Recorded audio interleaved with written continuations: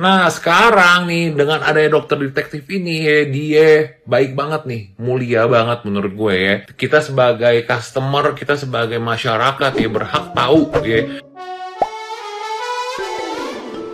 Hola netizen yang tercinta, dunia skincare tanah air kembali ramai setelah kemunculan dokter detektif atau doktif. Viral di TikTok, dokter detektif membongkar sisi lain skincare yang tengah hangat dibicarakan publik. Tentu saja unggahannya tersebut mengundang berbagai komentar netizen yang berbakti ataupun para owner skincare. Apalagi baru-baru ini ia melakukan uji tes terhadap beberapa produk dan menemukan hasil yang tidak sesuai dengan klaim. Dalam salah satu unggahannya, dokter detektif menyebut bahwa ia lulus tahun 2007 dan saat itu langsung bekerja di klinik kecantikan. Kala itu atasannya memberikan kesempatan kepada dokter detektif untuk handle klinik kecantikan tersebut. Untuk itu doktif mulai belajar meracik formulasi sendiri sejak tahun 2007. Kemunculannya memang langsung menyita perhatian. Bagaimana tidak, doktif tanpa ragu mengungkapkan hasil uji lab beberapa produk dan diantaranya melakukan overclaim, yakni apa yang disampaikan oleh brand kecantikan tidak sesuai dengan komposisinya. Untuk itu konten yang dibuat oleh dokter detektif membantu customer untuk lebih selektif menggunakan skincare dan tidak termakan janji manis marketing sebuah brand kecantikan. Meski tujuannya untuk mengedukasi, konten yang dibuat doktif ini sukses mengundang pro dan kontra dari netizen yang budiman. Tidak sedikit yang setuju dengan konten yang dibuat oleh doktif, namun tidak sedikit yang mengungkapkan bahwa sebaiknya hasil tes tersebut langsung disampaikan oleh pihak terkait.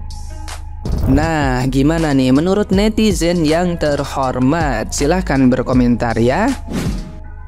Ini yang lagi rame sekarang, doktif atau dokter detektif. Jadi dokter ini suka nge-review skincare pakai hasil uji lab. Doktif ini rela boncos keluar uang pribadi demi masukin skincare ke lab untuk diuji dan untuk mengedukasi kita para pembeli supaya nggak ketipu overclaim dari suatu brand. Soalnya kadang-kadang brand ini kan suka berlebihan, ingredientsnya sama hasil uji labnya itu sebenarnya berbeda gitu kan. Nah, udah ada beberapa brand yang direview sama doktif sejujur-jujurnya, sampai ada owner yang nggak terima, ada juga yang nangis-nangis ngucapin terima kasih karena berkat doktif, nih owner jadi tahu kalau selama ini dia dibohongin sama pabrik tempat dia ambil maklon. Sebenarnya kehadiran doktif ini sangat membantu kita para pembeli, cuman jadi banyak yang nggak suka juga sama dia, terutama owner skincare.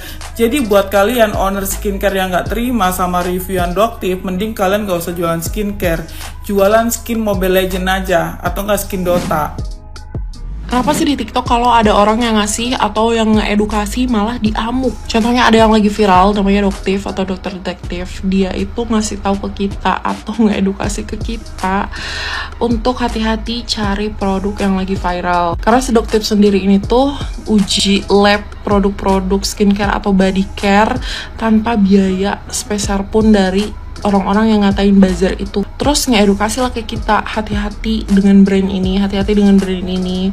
Kalau brand ini tuh nggak sesuai klaimnya, katanya naikkan budget sekian persen, tapi di uji lab nggak sesuai sama yang klaim brand ownernya. Terus pada ngamuk lah, ngatain buzzer gocengan lah, terus disuruh buka topengnya lah, kayak gitu-gitulah pokoknya. Maksudnya kok bisa nggak sadar yang dia amuk, yang dia katain itu tuh dokter yang udah jelas pekerjaannya tuh memang di bidang itu gitu loh. Dan si doktif ini tuh menjelaskan kalau beliau tuh udah ada di bidangnya selama 16 tahun. Itu bukan waktu yang sebentar. Tapi kenapa mesti dikatain buzzer? Sebelumnya aku mau berterima kasih banyak kepada ada salah satu dokter yang sangat luar biasa mereview suatu skincare sampai dicek ke lab apakah zat aktifnya sesuai dengan yang ditampilkan atau enggak. Karena ini luar biasa banget. Selama ini aku misalkan mereview skincare, biasanya aku akan lihat pertama ada BPOM atau enggak, zat aktifnya apa, apakah sesuai nomor BPOM dengan yang tertera di websitenya. Kadang nomornya apa, produknya apa, nggak sesuai gitu. Itu juga perlu ditekankan. Terus biasanya aku juga coba dulu apakah gimana sensasinya dia, aku cocok nggak sama kulit aku, walaupun tiap kulit orang beda-beda ya. Tapi ini dokter luar biasa mengeluarkan duit untuk sampai cek lab dan membutuhkan waktu. Ini luar biasa banget.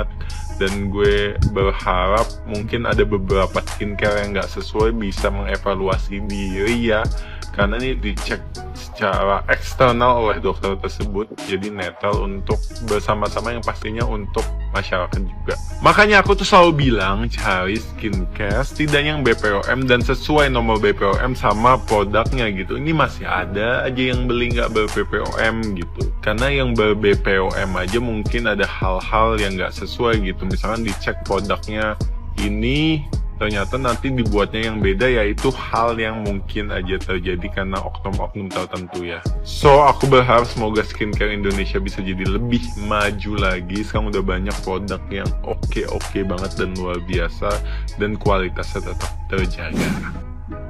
Woi, ini gue seru banget nontonin FYP. Disclaimer, gue bukan tim siapa-siapa. Gue adalah konsumen. Kayak gue sama kayak lo semua yang juga beli produk. Kita cuma bisa baca ingredients, baca urutan. Kita cuma bisa baca klaimnya. Tapi kita nggak pernah bisa tahu asli presentasenya tuh berapa. Dan jujur, orang-orang kayak Doctive itu berani banget ya. Karena di era gempuran marketing kayak sekarang, susah banget lo untuk seberani itu. Bahkan semodal itu juga sih untuk ngetes klaim dari produk-produk yang dia udah spill itu. Jujur gue juga nggak tahu di sini pihak yang salah itu siapa. Kayak kita kan masih ngelihat ya perguliran kasus ini seperti apa. Tapi dari kacamata konsumen, menurut gue lu nih jangan pada langsung ya lu tau lah selama ini orang-orang tuh viral dikit dia ntar ngapain gitu kan. Nggak salah juga, tapi kalau misalkan di kacamata konsumen kayak kita, akhirnya kita yang dirugiin kan kayak ya jangan gitu. Dan menurut gue pada akhirnya kita yang harus lebih skeptis, harus lebih pinter, jangan telan mentah-mentah deh. Karena penyebaran informasi yang salah alias misinformasi di TikTok ini cepet banget guys, nyebarnya bener-bener cepet. Kayak gampang banget kita tuh diperdaya untuk mempercayai sesuatu, either itu marketing atau bukan. Jadi kuncinya adalah di kita sendiri yang harus lebih skeptis. Gue juga kayak pengen tahu ya dari segi si Doctive ini, dia udah se-viral ini, antara dia mau ngapain. Dan gue juga mau lihat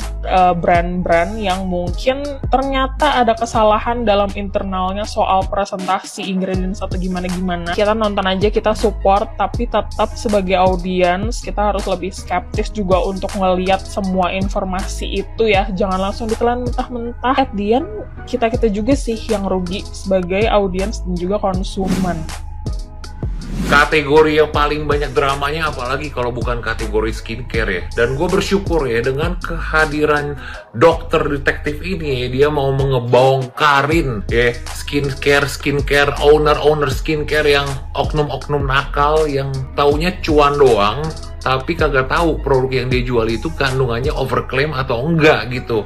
Apalagi kalau misalnya kandungannya berbahaya, itu lebih parah lagi. Emang gue perhatiin ya semenjak kehadirannya TikTok ya, itu skincare itu makin menjamur. Banyak banget tuh orang-orang yang tiba-tiba mendadak bikin bisnis skincare. Udah gitu banyak banget owner-owner yang tiba-tiba kayak mendadak ya. Pokoknya tahajir melintir gitu karena jadi bos skincare gitu. Udah gitu flexing, flexong ya kan, flexung. Nah sekarang nih dengan adanya dokter detektif ini ya, dia baik banget nih, mulia banget menurut gue ya. Kita sebagai customer, kita sebagai masyarakat ya berhak tahu ya. Apalagi kita udah spend duit ya untuk satu skincare itu kan kadang-kadang ada yang jualnya mahal. Modalnya kecil banget, jualnya mahal, makin cepet kaya gitu kan. Jadi untung aja nih ada dokter detektif ini yang bener-bener juga dokter, jadi dia berhak untuk ngomong, bukan duta-dutaan yang ngomong ya. Kalau kemarin kan ada duta-dutaan yang ngecek-ngecek skincare juga ya kan, udah gitu duta-dutanya juga kayaknya kurang bisa dipercaya lah ya.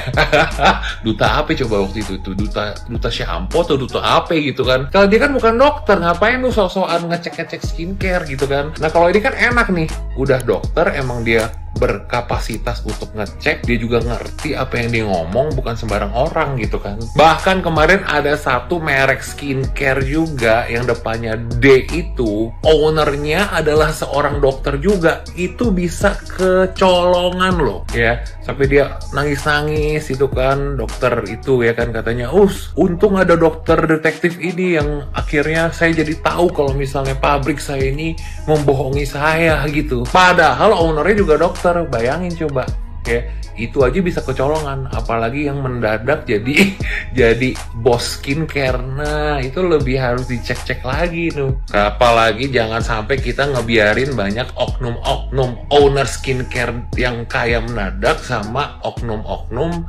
maklon-maklon yang kaya mendadak gitu kan. Lagian gue pikir-pikir kok kayaknya di Indonesia tuh gampang banget ya orang mau bikin skincare tuh, kayak oke, kita bisa bikinin sampai ke Bepom-Bepomnya, banyak kan yang bisa kayak begitu gitu loh, kayak segampang itu gitu loh, kayak bikin bisnis skincare di Indonesia kayak semua orang bisa, yang penting punya duit gitu kan, yang penting udah terkenal dikit udah bikin skincare sendiri gitu kan. Harusnya sih diperketat lagi ya, jadi nggak semua orang bisa bikin skincare nggak jelas gitu ya kan. Ya itu ya, gue sebagai penikmat skincare, sebagai masyarakat biasa, sebagai konsumen ya, gue berasa seneng lah dengan kehadiran dokter detektif ini, bener-bener keren sih. Dok, sehat-sehat selalu ya, sehat-sehat selalu. Tapi gue mau nanya nih dok, ini by the way lu pakai apa sih ini? Ini tato atau apa gitu, atau apa gitu, atau filter atau apa gitu, gue kagak ngerti itu. Terus kayak setiap kali lu mau konten lu pakai gituan gitu, kayak itu gampang atau enggak sih pakainya?